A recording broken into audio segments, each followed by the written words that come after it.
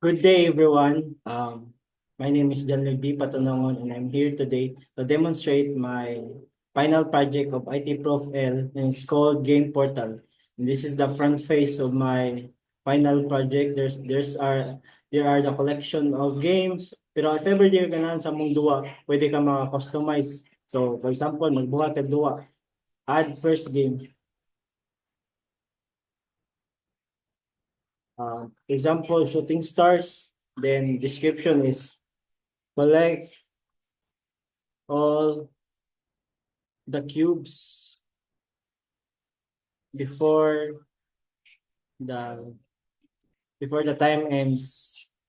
Times ends. Mana siya description niya. So shooting star. So ang genre kay space.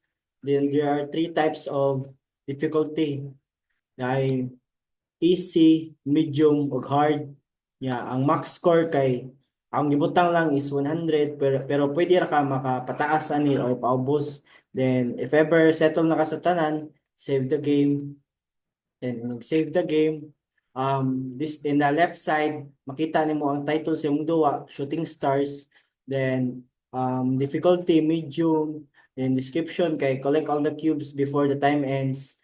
Nya ang maximum score mong gipili and tapos siya kanang pizza sa kanusa siya nimo gibuhat ang duwa.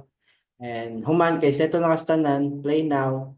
Then mo ni siya collect all the cubes. Dili nimo siya dapat ma-collect nimo tanan kay one na usa nga dili nimo ma-collect kuan ka game over. So nakita nimo nga wala na ko na-collect ang usa na game over siya. So akong score is 40. Then if ever kanang di na ka moduwa, save the score.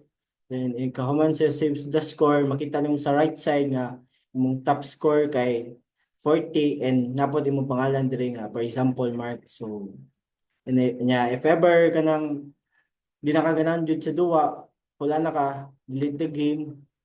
Then, yes, delete the game, confirmation, deletion.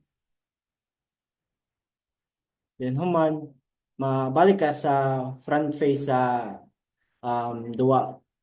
Man siya ang front face. So, more ni siya guys, and I hope na nakasabot lang. Thank you.